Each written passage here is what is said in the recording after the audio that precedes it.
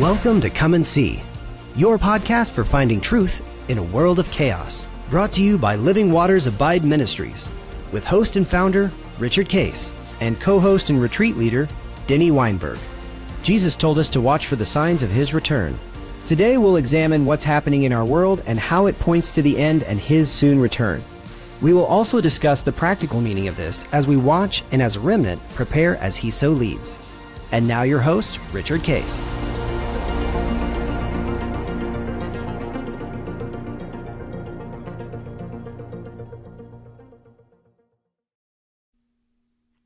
Well, good morning, everybody. This is End Times Friday, and this week, and going to be next week, we have our good friend Rabbi Ephraim from Jerusalem.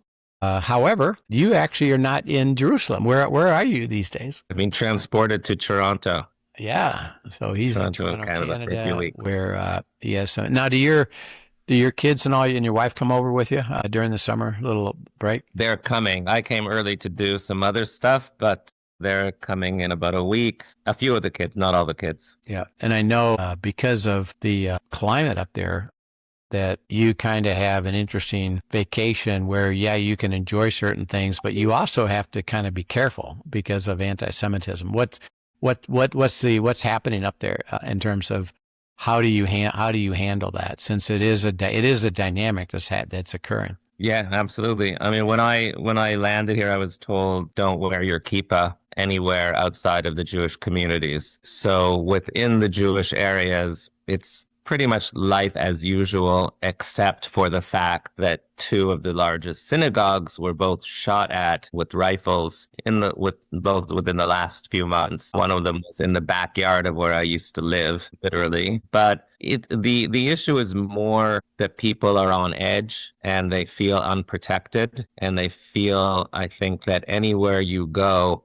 you're liable to get screamed at and accused of being a genocider and a baby killer. This is what does happen regularly, and that's really abusive. And you don't want to send your kids down on the subway to downtown thinking that they might have some Muslim fanatic or some queer for Palestine start screaming at them because they look Jewish. And it's scary. You never know what's going to lead. Usually these people are thugs and creeps and often violent. So it's sort of a scary environment that you don't know what's going to happen, and you don't feel that the system is doing anything to protect you. Yeah. What do you do to, when you have your family over there, to, still enjoy, the time over there? What do you have to do to help that facilitated? Wear baseball caps instead of kippahs. If you're not identifiably Jewish, then you don't have a problem. But it feels terrible to have to hide my kippah. I had a meeting downtown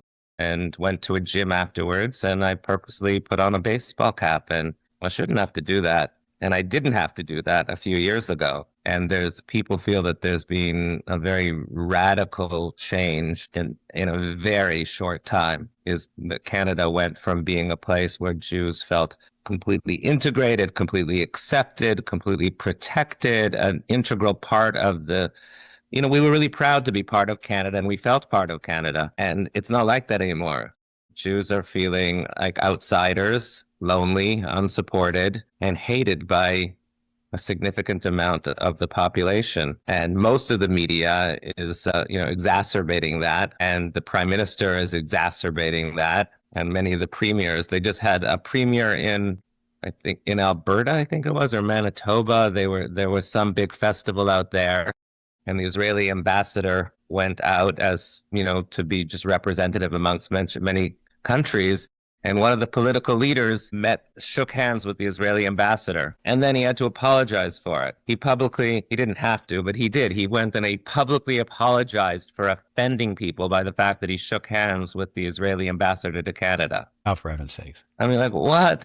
Like, what the heck? There's not one other country that he would have done that. If he would have shaken hands with the president of China, Saudi Arabia, Iran, maybe. But it's a really crazy atmosphere. Yeah. And a lot of Jews are asking what the future will bring and whether their children and grandchildren will be able to live here comfortably as Jews. Yeah. Now, in that regard, I was going to ask you that question. Since that becomes a question, will they basically kind of keep their community kind of closed, so to speak, and not let their kids and grandkids kind of wander out? Or will that stimulate any movement of moving back to Israel? So, unfortunately, from my perspective, for many Jews, the idea of leaving and moving to Israel is very, very distant. A lot of Jews have never been to Israel. They consider their home the United States or Canada. They grew up here. Their parents grew up here. Their grandparents grew up here. They felt completely at home, and they hardly know Israel. And it's a different country, and it's the Middle East, and it's always at war. It's not, the place that they see themselves moving to, and they don't know Hebrew, etc. And however, I have to say, I was speaking last week in Cleveland on the subject of anti-Semitism, and at the end, someone said, well, like in the end of the day, like everything that we're doing as a community to fight anti-Semitism, it just seems to be this like massive wave that is completely overwhelming us, and our efforts are just, spitting in the wind, and they don't seem to be having too much effect. There's more and more and more hatred against Israel and Jews that's coming, and it seems to be building, and everything we do doesn't have much of effect. So they said, like, what can really work? And my response, pushed to the wall, was get an apartment in Tel Aviv. Yeah.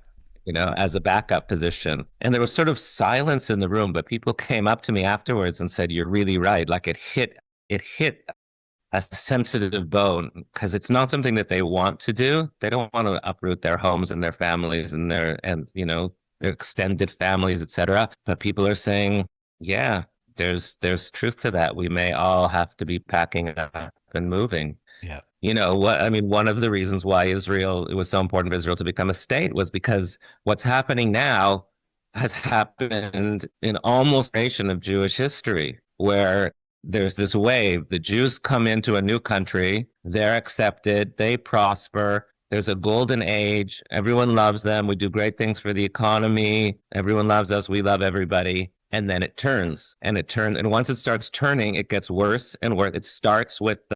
It always starts with dehumanizing and words and just, verbal abuse to dehumanize, belittle, humiliate, make Jews less than.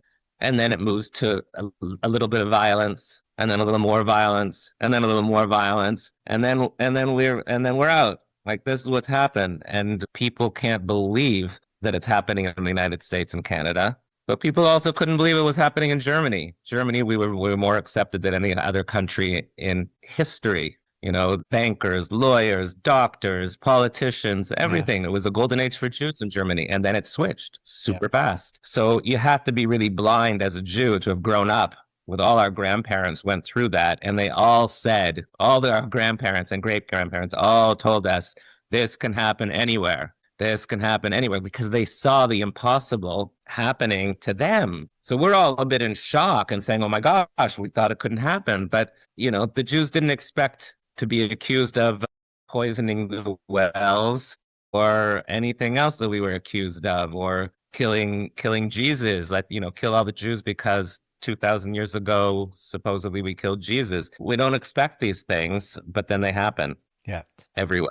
Yeah. Ephraim, I have a almost identical experience from a trip I made this weekend inside California up to the Bay Area for a bat mitzvah of a relative. And the conversation was exactly as you described here too. And there were some academics in the room, some who have written and done a lot of research on the issue of Jews in the world.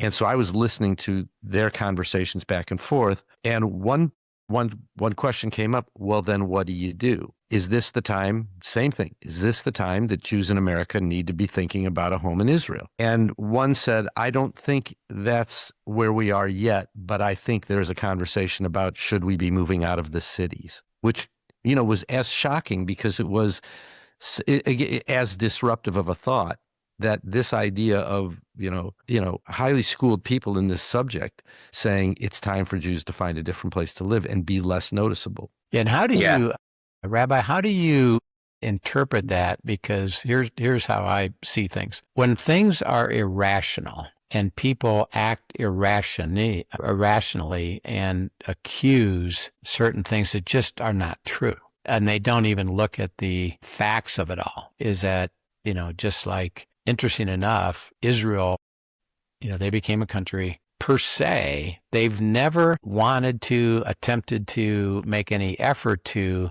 take over any other nation. They were, including even the Palestinians that were there, which is why they let them, operate the mosque on the Temple Mount after they became a nation. They easily probably could have said, you can't do that anymore, but they did. And I actually had lunch with Netanyahu back in the 90s, but he basically made a statement, which I believe is true, is that, look, we're just a democracy like you, U.S., and we would just like to enjoy the thriving that we do, the capitalism that we do, the stimulus that we do. We don't want to have any problems with our neighbors. We don't come against them. However, because they come against us, we're going to defend ourselves. So when I see irrational stuff, anti-Semitism in, California, around the world, Canada, which doesn't make sense, and they make statements that aren't true, don't you believe that really what's behind it is spiritual? Is that, we deal with a demonic force that is able to create irrational response when, like you said, you're thriving, you're enjoying, it's easy, it's beautiful, and then all of a sudden it turns. And do you sense a spiritual dynamic to that? Absolutely. I mean, I think that now all the anti-Semitism after October 7th and to me, it's been such a spiritual reinforcement. It's really helped me to believe in a much deeper way than I already did that this whole package is true. This whole thing about the Jews being the chosen people, and that we have a godly mission in the world, and that we were, given the Torah at Mount Sinai, because to me, that's the only explanation for how irrational this phenomenon of anti-Semitism always is. But, I never experienced it in front of my eyes. I knew about it from history, so that, I believed it. But when you see it in front of your eyes, and part of that is exactly what you're saying, that the irrationality of it is so absurd. The Jews, everywhere we go, we're amongst the most law-abiding citizens. There's very few Jews in prisons for violent crimes, a certain percentage-wise tiny. Our neighborhoods are we produce, we create jobs, we give tons of charity to non-Jewish causes and Jewish causes far beyond our numbers.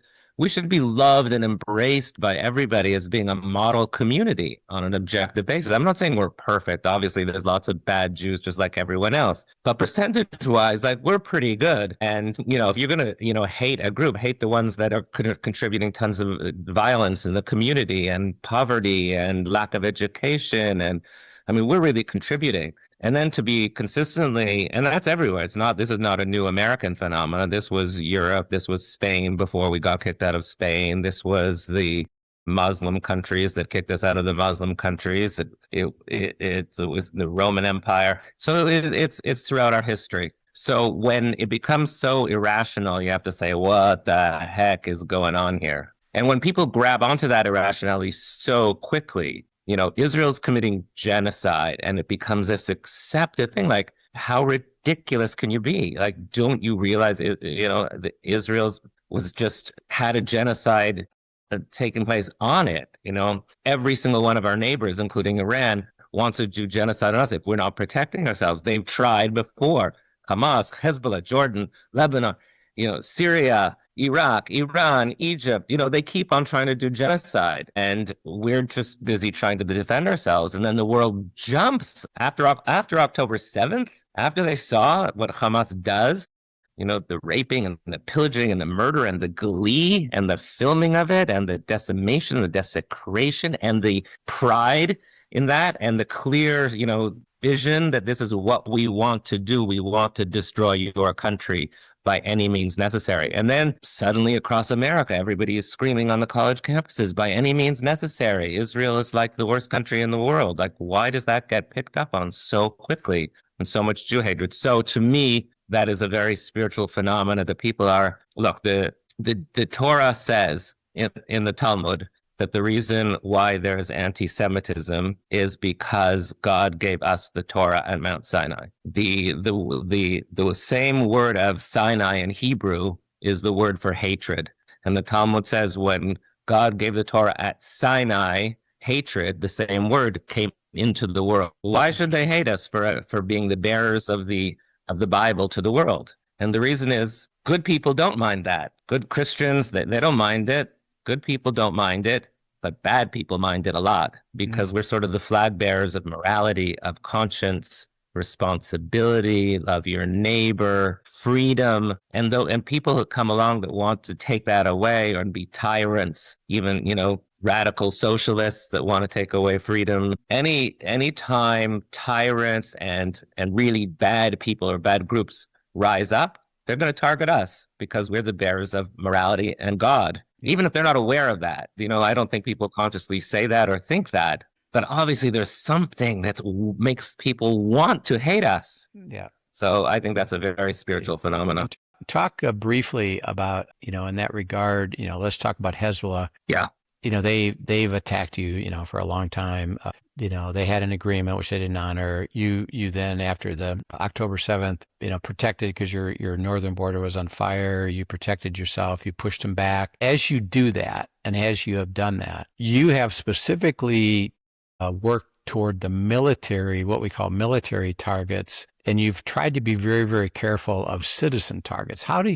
How does that work, and how is that a value that you have? So you're not just, indiscriminately killing people. It's rather you are targeting people that are coming after you. Yeah, Israel never, ever targets civilians. And in fact, Israel's military protocols are far more moral than any other army has ever been in the history of warfare, including the United States. So for example, if there's a military target and he's surrounded by a bunch of children, we won't target him. We won't take him out, even if we think that he might be responsible for many lives of Israelis that are going to be killed because this guy stays alive. But we won't target him if he's surrounded by civilians. But what we will do, and what we do is we warn them. Let's say we know that Hamas or Hezbollah has built a terror infrastructure and has a bunch of terrorists and bombs and weapons underneath a hospital or underneath an apartment building, and we can't tolerate that. So we drop leaflets, we make phone calls. Israel has the technology that they can send text messages and make phone calls to every single person who is in that area. And they announce, which is like from a military point of view, really stupid. But we announce we are going to bomb your hospital or your school or your apartment building tomorrow because it has a terror infrastructure built underneath it, which of course is a crime against humanity for them to have done it in the first place, but they do it on purpose to make it hard for us to attack it. So Israel will warn everybody, and then they'll warn them again, and then we send like a trial bomb to make a big boom to scare anybody that hasn't potentially listened, and only then will we actually bomb. So if they choose to stick around after all that, then we believe that it's not our responsibility at that point, because every country has a right to defend itself, and if they have put their terror infrastructure under civilians, then they bear the responsibility for that. And we've done everything in our power to minimize it. So sometimes there are, like any war, civilian casualties, which we mourn and we feel very bad for. But it's really important to remember that there would be zero civilian casualties if they had not built their terror infrastructure using humans as shields to prevent us from getting at them. And in Hamas, there's never in history been anything nearly as sophisticated where they've built, a larger tunnel system under civilians, larger than the entire New York subway system. All of that is a gigantic war crime that they have done to endanger their own civilians. They didn't use any of those tunnels to allow their civilians to go into to protect themselves from Israeli bombing of terrorists. So, any country, you can't, it's either that we're doing our maximum, or just say, okay, you can kill us. Go ahead, which is exactly what they want. They want us to say, okay, we're not, and then the world comes against us and says, no, you can't fight. You can't fight because anything we do is going to entail some civilian casualties because that's how they've structured it. So it's either some civilian casualties.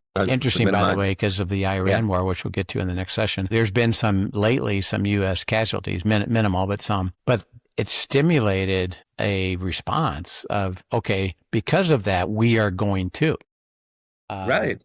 And, that it's an interesting dynamic, that it's a natural dynamic, but because Israel does it, it's attributed to actually you're the perpetrators of the problem. So we get to, experience that firsthand. Part of the irrationality. Yeah. It's part of the irrationality and it's so absurd. We've had over 1,000 of our beautiful young soldiers who are trying to defend us killed by terrorists. And many of them killed because we work so hard to prevent Arab civilians from dying.